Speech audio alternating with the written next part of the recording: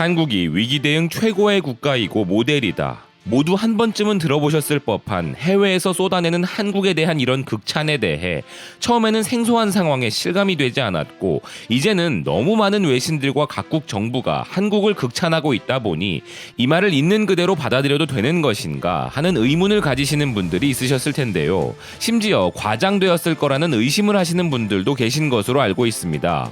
허나 오늘 전해드릴 소식으로 그 종지부를 찍었으면 하는 마음인데요.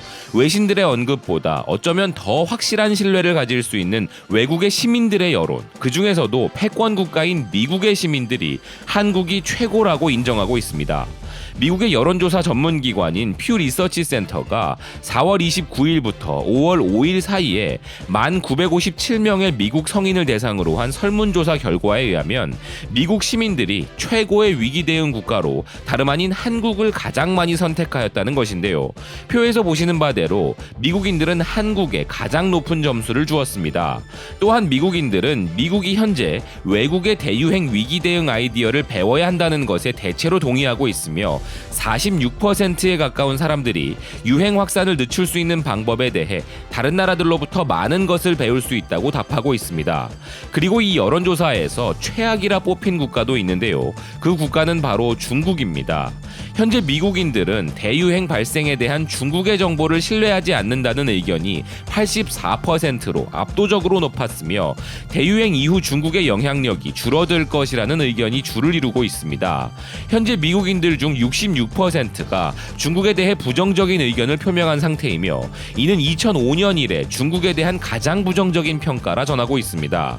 이 소식은 미국의 NBC나 영국의 BBC 등 주요 서구권 언론들을 통해 발빠르게 퍼져나가고 있기에 한국과 독일에게는 긍정적인, 중국에게는 매우 부정적인 요소가 될 것으로 보이는데요. 한국의 대응이 훌륭하다는 것이 더 알려지고 인정받는 것은 참 좋은 일이나 반면 미국인들을 대상으로 한 이번 여론조사에서 중국에 대한 반감이 압도적으로 나와버린 것은 깊이 생각해보면 우리와도 밀접한 관계가 있고 부담이 되는 부분이기도 한 것인데요.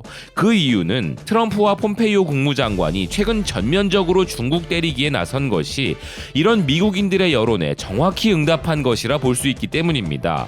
트럼프의 위기 대응에 대한 평가나 그를 향한 지지에 있어서는 미국 내부에 극렬한 분열이 존재하지만 중국에 대해서만큼은 압도적인 단합심으로 부정적인 평가를 하고 있으니 당연히 재선을 위한 트럼프의 전략은 중국을 악당으로 만들어 시선을 외부로 돌리는 것이라 할 수 있는데요.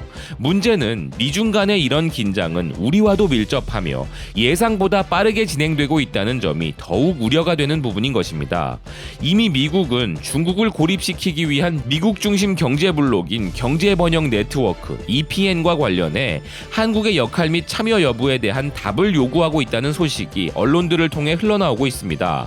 우리 외교부는 이에 대해 미국이 다양한 구상을 검토 중인 것을 잘 알고 있으며 예의주시하고 있다라고 하면서 아직 EPN에 대한 참여 여부는 논할 단계가 아니다라고 답하였는데요. 그도 그럴 것이 중국 역시 곧바로 미국에 대한 반격 중 하나로 미국을 중심으로 한 동맹국들에게 에둘러 경고를 날리고 있는 상황이기 때문입니다.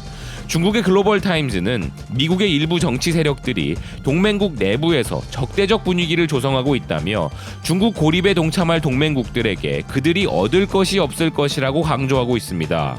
여기서의 미국 정치 세력은 당연히 트럼프이며 동맹국 중에는 한국도 포함되어 있기 때문에 이는 한국에 대한 간접적인 메시지이기도 한 것인데요.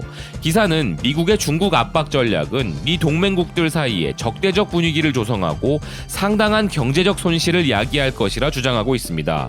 그리고 미국은 현재 해결책은 제시하지 않고 동맹국들에게 막대한 경제적 손실을 초래할 시장 규칙 위반을 선택하도록 강요하고 있으며 결국 미국은 강력한 동맹연합 대신 기껏해야 동맹국들의 구두 동의만 받을 것이라 자신하고 있는데요.